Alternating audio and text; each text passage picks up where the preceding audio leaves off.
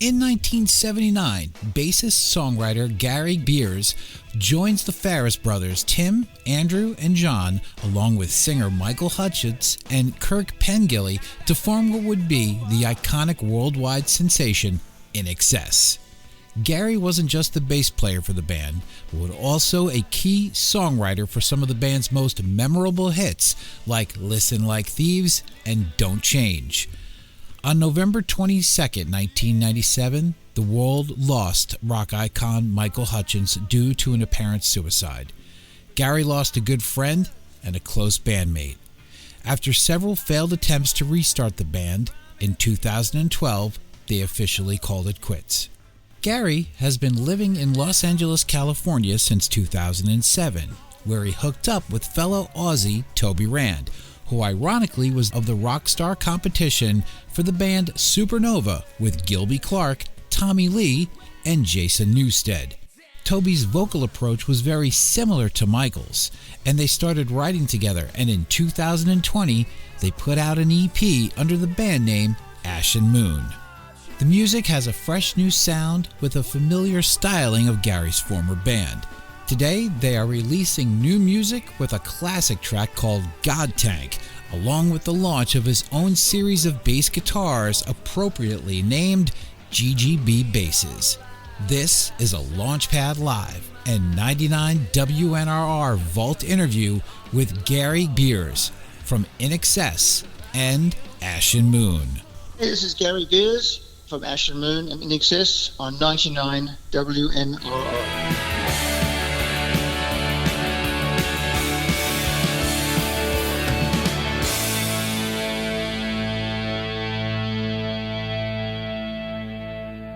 Hello, Michael. Hey, Garry.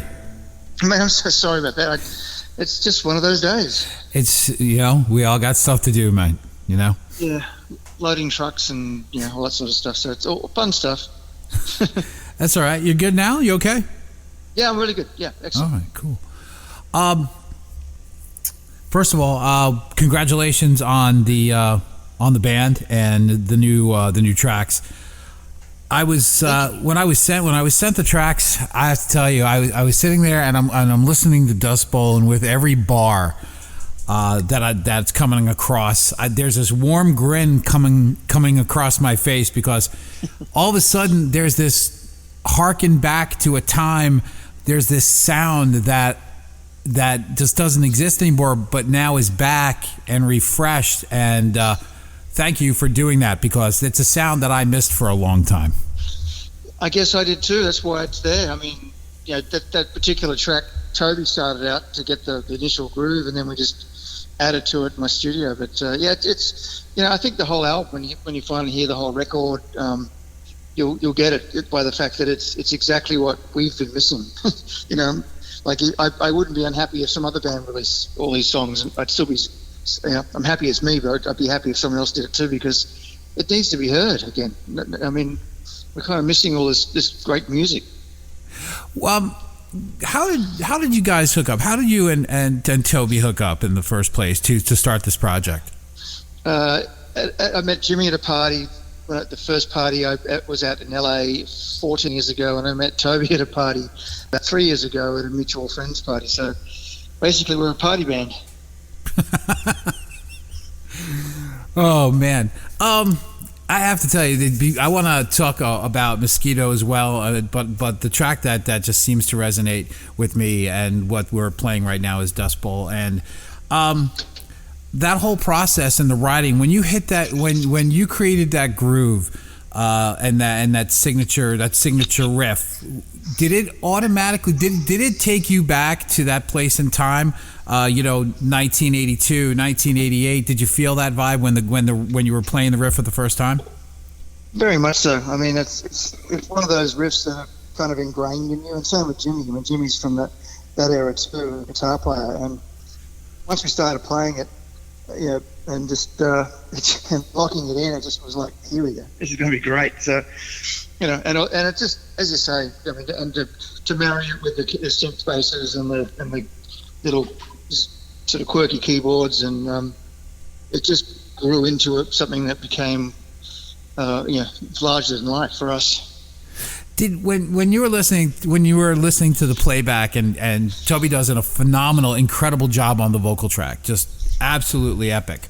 But when you're listening to that track and you hear it, do you kind of hear somebody else's voice in that track too? You mean Michael? Yeah. It's funny because obviously people want to hear some INXS out of me and whoever else from INXS happens to be making music, right? Yeah. At the moment, it's just been Andrew because Andrew's doing the country thing. But for me, it would have been really obvious for me to do an INXS sound-alike kind of band. So we really stayed away from that. But it's hard to not have a bit of that influence or sound in there because it is who I am. But as far as Michael, Toby and Michael are very different singers in many ways. But yeah, I can hear a bit of Michael in there. They're both very amazing emotional singers. So it is easy to hear Michael in there somewhere. Yeah, I know he was in the studio with us a couple of times when we were recording. He was. I mean, just some of the nuances in the way that some things were addressed in some of the bars was like, oh, you know what? That's kind of familiar. So that's why with each moment that's passing in the track, when I hear it, the grin that just comes out is amazing. So a full length. So this is exciting because all I heard was Dust Bowl Mosquito, but the full length. Now, when did you guys start doing this? And tell me, at what point in time, and did you guys work through this whole pandemic thing? And, did you work through it, or was it the record completed before all the shutdown in March? Yeah, well, luckily we had it all done. Nice. Mastered all the artwork. Toby's been working. I did all the graphics for the logo. Toby's been working with a graphic artist that we met through our Facebook page. And we've got we've got 100 albums worth of amazing artwork that artists put together with Toby. And then, but we started at the beginning of last year, and we would do it. We were actually in a corporate band called Stadium that I had, and then when the core became myself, Toby, and Jimmy, that we just started saying, well, let's take this thing, see what happens when we listen to each other's original music. And so we started writing some original music. And then we decided it wasn't going to be Stadium anymore. We changed the name to Ashen Moon. And we started last year, and we did a lot of it. Pretty much all the recording was done in my little home. I call it the shed, my little home studio. And the drums were done at a friend's studio up the road. And then, so we took our time. There was no one watching the clock. There was no record company. We are the record company, so to speak, as far as recording goes. No one was telling us that there was a deadline or whatever. So each song grew as it was supposed to grow. As it grew, each song, the songs got better and better. So like most good records, the first couple of songs didn't even make the record. And INXS had that problem all the time. We had leftover songs because by the time we got into a groove, you had a whole different level of songwriting going on. Yeah, because organically, you never know what's going to happen in the piece. Next thing you know, there's a section that maybe doesn't vibe with the track, and next thing you know, you're saving that for potentially another song. Well, exactly, yeah. And then because we had the luxury of being able to remake songs in my studio. Because I engineered the whole thing too, so it was actually just me and Toby doing a lot of the work, and then Jimmy would come in and the three of us would work on it. But so I just we go through we just have the pleasure of being able to rewrite entire choruses and replay entire choruses or verses, and just completely, because Toby, like me, believes in lyrics that actually mean something, which is a lost art these days. So he wanted to say something, he wanted to have a statement, make a statement lyrically, and I'm all for that. And so we just took our time. I have a question about playing live and being somebody who's done it a long time and on the biggest stage. I look at it now. At one point in time, literally the biggest band in the world playing the biggest soccer stadiums in the world. Do you still get that butterfly and that jitter when you get out there, no matter what the size of the venue, when you get out there and play? I love playing. That's the bottom line. Is I couldn't imagine not being able to play, and I also almost reached that just after Michael died, when we were recording some, just adding to some leftover tracks that for unreleased tracks. I snapped a ligament in my hand, and luckily we have really good surgeons in Australia. I had my hand sort of sewn back together, and I managed to get it full use. Actually, it's actually stronger than it used to be. So, but I went through like 6-7 months of being told that's it, I'm not going to play again. So I've kind of been there as far as coming to that conclusion that's it. But then luckily it wasn't. But I've always loved playing, and I really love it more than ever now because INXS music is brilliant, and I had my part in it, and I wrote some of the music, but it was mainly Andrew and Michael's songwriting. But Ashen Moon is myself, Toby, and Jimmy, and I executive produced it. I wrote most of it, recorded all of it. I mean, it's just a really intimate project for me. So playing it live is just a whole different experience for me, and a whole new level for me. I love it. Because the tending to it and the care and the time that's being put into the project, and it's something to call while I can understand that being part of such a huge outfit for so long, and then you got something that like you said is more intimate, and there's, I guess I'm going to say some obviously a lot more input and everything like that in this project, but as far as the new record goes, how long did the process take to complete? You said you started it last year. When were you guys done with the final recording and starting to get into mix? We finished recording, I guess, really just towards December last year, and then we mixed it. We kind of mixed it in one session in my studio. We started off in different mixing studios, and we ended up just doing it in my studio with Dave Reitzes, who's 7 times Grammy Award-winning mixing engineer, and he's also the best friend of lifelong childhood friend of our guitar player.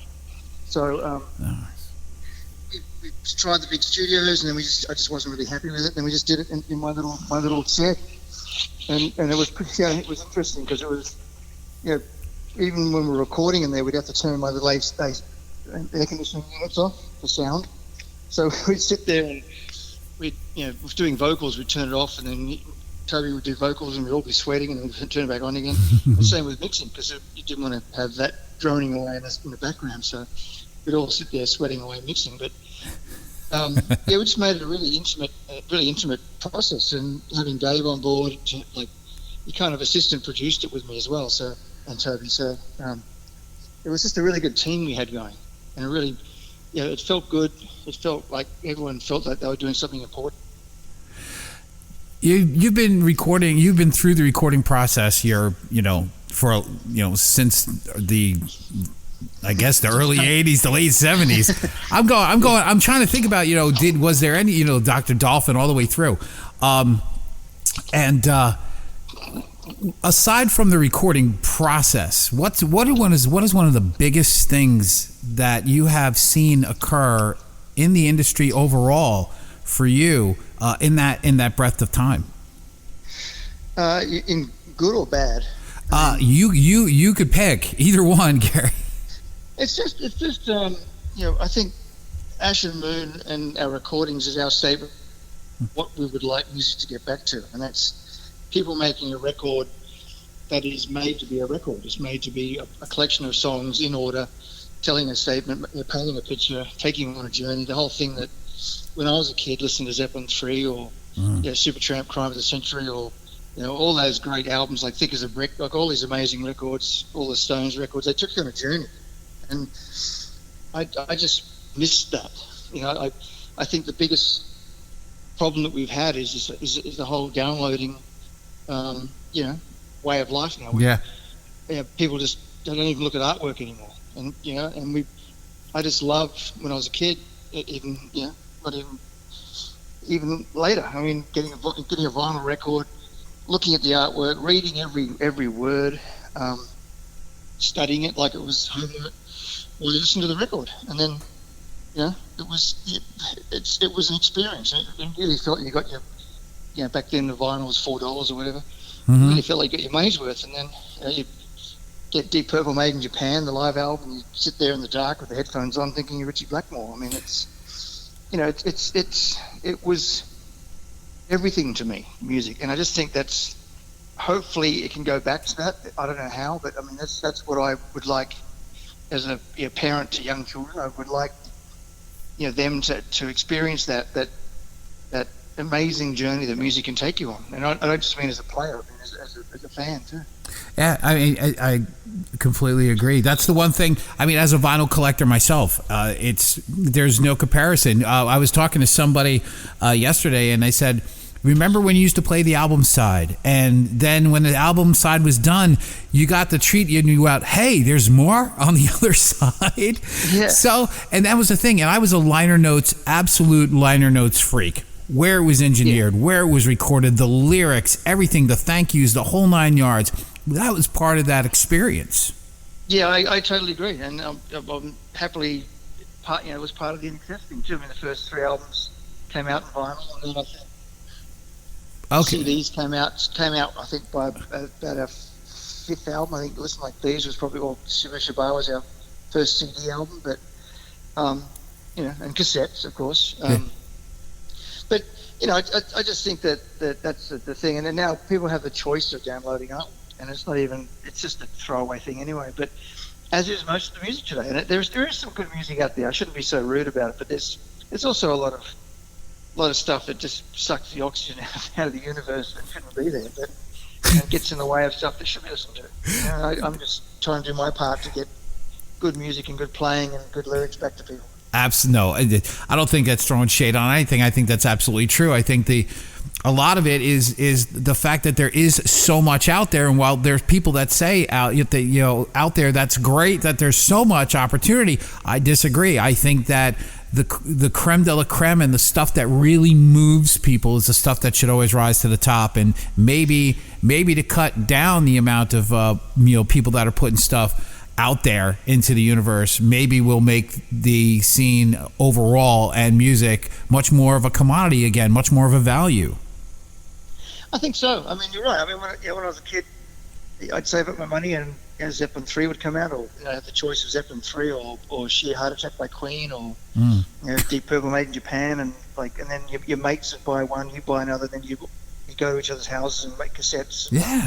And, make mixtapes and stuff, and that's when music was the most important thing in our lives. And so, these days I think there are too many artists out there, and a lot of people are just there because they're famous or because they're talented. And I think, I think this pandemic, ironically, is driving people back towards listening to good music, because it's always the best escape, and music helps people through hard times. And I mean, I'm sure Never Tear Us Apart has been played at as many funerals as it has at weddings. So, I just think that, I just know that music is going to come through stronger after this pandemic, because, I've seen a few things where people are, on YouTube or, Zoom or whatever, playing their whatever for whatever reason, and it's like, whoa, you really cannot sing. and a lot of people, they're kind of forced to pull their pants down right now, because if they want to look like they're active, or do something for their fans, they've got to do it, like old school, like with an acoustic or with a keyboard, and just sing. And I think we're going to see a lot of people realizing that a lot of people that they idolize really aren't that talented. And I think, and it's a harsh reality, but I can say that because I've grown up through, since all there was talent, Yeah, exactly. And the other thing that's part and parcel is how the social media aspect of everything has really just broken down the mystique of what we call a rock star, which not in turn supported the band. We looked at these icons, and we looked at these bands and said, this is what I want to be, and I want to aspire to do this, because I'll never reach that. We're looking at Jagger and Plant and Gilmour and Waters, and we're looking, man, I'll never be that, but man, damn it, I want to work like hell to be like it. It gives you something to work towards. Well, exactly. I mean, now you got influencers, and a lot of kids are probably going to want to be influencers, because influencers. I can't even say it properly. They make millions of bucks influencing people to buy products, and it's just crazy. I mean, and then you got people that were influencers when I was a kid, and that was Freddie Mercury, Bowie, Elton John. Elton John was responsible for 2% of the world's record sales at one time. I mean, it was just enormous. I mean, and he influenced, whether you admit it or not, he and people like him and Cat Stevens and they influenced all the songwriters that we listen to now. I mean, all the good ones that are still left, all the Dave Matthews and the, all the people that still know how to write a good song. You mentioned Dave Matthews. Is who else? Who else do you, when you get time and you listen to? Who else do you like to listen to? As far as feeling that that's a good songwriter. Jeff Buckley is still. I had the great pleasure of meeting him a few times when I saw him play. And the best for him was still ahead. So that was a real tragedy. But I think you got Ben Harper. You got people out there that still know how to put a good song together. The guy from Smashing Pumpkins writes a great song. Like Billy. Billy's he's a great songwriter. I mean, I just think we lost Chris Cornell. Chris Cornell was one of my favorites. I mean, sadly, a lot of them just don't make it far enough. But Euphoria Morning is one of the best records ever made. I mean, it's brilliant. Chris Cornell's record. Yeah. So I agree. But as far as I try to find new music, and I try to find new artists to really listen to, and my wife helps me with that a lot. As far as but I find it hard to move past. I find it hard to move past what I grew up on, and what has been influenced by what I grew up on. Oh yeah.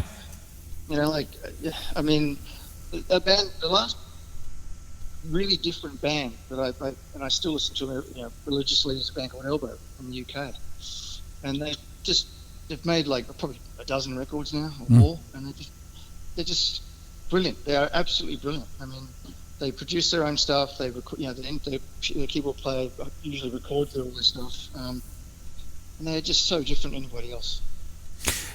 As far as the album goes, plans on putting it out on vinyl, because I'm definitely going to get a copy on vinyl if it is available. We're going to put it out on vinyl on different colored vinyls. Oh boy! Okay, treat. We have so much artwork that we're going to put out. We should see some of this artwork that this young gentleman's been doing for us. So we cannot wait to get the vinyl out. So, but we just through all the pandemic, we've been we were lucky to sign with Golden Robot just as it was hitting. So we signed socially distanced as we signed the contract. And then they're doing a great job so far. We've just been doing videos. We did a video for Dust Bowl where we're running around empty streets of Los Angeles. I saw that teaser, Gary. That was kind of creepy. An empty Staples Center. I know it is, and we've got that video coming out. We've got we did a video for Mosquito here at my house in Tondana about a week and a half ago. We did it in my backyard. So we just did it, and we had I got a kids sports court, and we had my kids do like chalk drawings of mosquitoes and names and sayings, and so that's going to be it's a live video, so that'll be coming out. We start editing that this week, so we're trying to keep as busy as we can. We've also been doing all these acoustic versions of the songs because Jimmy, the guitar player, got really isolated or had to stay in his apartment for 2 weeks because he had a little minor operation on his back. Yeah. So he was told you can't go anywhere. So he just sat there and went, oh shit. So he grabbed his guitar and just did acoustic versions of pretty much the whole record. So we were sending them back and forth to each other. And so so we're sitting on that. So we're putting that together right now. I mean, we're just trying to keep as busy as we can. Do we have a release date for the record? The record is we're going to release it as 2 EPs first. So the first EP will be it's because there's 13 songs, and the record company were like, well, all the songs are too good, so we don't want the songs to cancel each other out, which I'd never thought about. Like, just get a record out there, but we really spend a lot of time on each and every song. Each song is a journey and different to each other. There's only one song that I would actually say sounds like INXS, and there's other songs that sound like Massive Attack, and other songs that sound like Deep Purple on Acid. There's other songs that sound like I don't know what you said. I mean, we just really wanted to do whatever we wanted to do, and so we made a very selfish record. So, but the record company were like, well, let's release it a 5-song EP, 2 5-song EPs with singles, and then put the whole album out, I guess, probably early next year. Okay. Which is already June, end of June. I mean, this year's stampeding away anyway. So yeah, exactly. But the first EP will come out soon with the third single, and then the second EP will be before Christmas, and then the album after Christmas. So, we're working out timelines. We managed to get out there a few weeks ago and do our first concert, podcast concert for Monsters of Rock, and it's on our website, but on our Facebook page. And then, but that was amazing because we hadn't actually played all these songs live yet. So we rehearsed in my garage, like old school, for like a couple of days, and we went out there and did a performance that I think is just really good for a new band. I saw it. I saw it, Gary. It was phenomenal. Yeah, I've got to practice on my singing because I was, when I did all the bass work on the record, I kind of forgot that I'm going to have to go out there and play it and sing. So I know exactly what to do now. So I was more concentrating on playing and singing. But it turned out great, and all that artwork, that's our artwork. That's our artist, and Toby did all that amazing artwork that was surrounding us. Wow. Yeah, so that's what Toby's not just an amazing singer-songwriter. He's really got his head in design and the graphics and the art, and and it's really a pleasure instead of he's just got his head in women and booze. He's a really good person to be partners in a band with, and Jimmy's the same. He's all about music. He's all about passion, and he's all about the vibe. Jimmy would come to the guitar sessions with a bottle of red, bag of weed, and just sit there and just provide the most uplifting vibe he can give, and then just play his butt off, and then wouldn't leave until it was perfect. It was a very unique bunch of people that I managed to find each other. I got 2 more for you, sir. One of them is for the gearheads. What's your gear? What's your rig now? What are you playing through? I'm using gear from an English company called Laney, and they make Laney. Okay. Laney, yeah. Yeah. I remember Laney, the old Laney's back in the early '80s. That Rat made him famous, I think. Yeah, well, they started off in the '60s. They made Laney Senior made an amp for Tony Iommi from Black Sabbath. Oh, okay. And so they just done their last tour with Tony Iommi, and they made a whole backline of recreations of those amps for him. They look beautiful, and now they're working on a bass version of that head, so it looks like a '60s head, and they've got it in the prototype stage, and they want me to help them get it over the line and get it, have a play with it. But I use their gear. They're happy with me to play with their gear and fool around with it, because I'm a bit of a tech head. I mean, I did electronics and woodwork when I was at school, and I play bass, and bass is woodworks and electronics. So I've actually designed and patented my own electronics bass pickup system, and I built my own basses. So all the basses I played in the record and all the basses I play live are mine. They're GTB basses, and I'm going to be releasing those hopefully later in the year. I mean, I've built 6 or 7 prototypes. Nice. I use them all the time. Yeah, so I'm going to sell them as boutique basses when I start manufacturing. When every bass will be built by me and played by me. So and they look like they're from the 50s and 60s. They look like they've been around forever, but they're brand new. So I found a guy that just does the best painting. He makes them look so old and beautiful.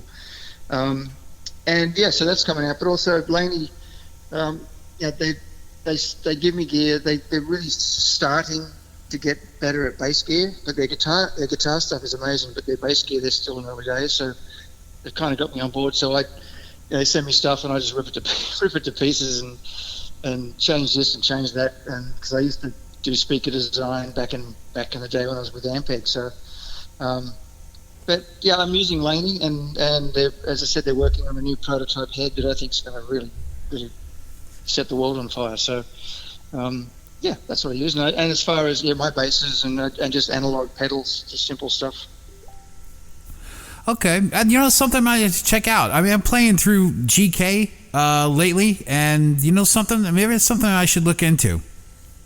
You should, and GK, the old GK stuff is great. I know, because they sent me stuff, and I know that when we were doing the Rockstar INXS, they was sponsoring the bass player Sasha, the bass player on the show, and they were sending him stuff, and every second one didn't work. And then he actually was using an old, I think they made them in the 80s or 90s, the particular model, and they were the bulletproof ones, and he used to have one of those sitting behind the new one, and that's what he was using. But the new ones, they just basically open them, and half of them didn't work, and they throw them away. So GK's got a bit of a quality control, but I guess everyone does now. I mean, Ampeg, yeah. I wouldn't buy a new Ampeg. I would. There's no point. I mean, people just back in the day when they were hand wired point to point, that doesn't happen anymore. So. But Laney's, all these the stuff they're working on for me is all hand wired point to point. So we'll just see how we go with that. Speaking of which is a good lead into my last question. I've always wanted to ask this actually, and having the really good chance to talk to you is, and thanks by the way, I appreciate it. And that's fine. Was as someone who creates basses and with such care and everything, how does one throw a bass off the back of a pickup? I thought about that not that long ago, because it was a bass. I bought it for nothing in a store.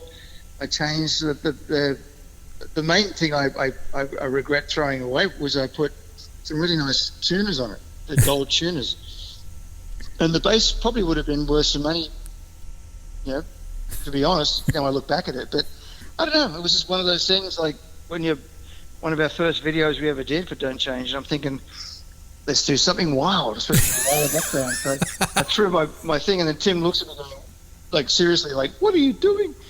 And that look he gives me, and then it's like, okay, let's do it again. I'm like, oh. Yeah. So we did it again, and I threw it again, and then there was a guy, one of the groups there, he's like, his son was taking a bass, so I gave it to him. Gave it to him for his son. You answered my next question was how many takes did you do? Because I remember the first time I saw it I was like, wait, did he just chuck that thing off the back of the truck?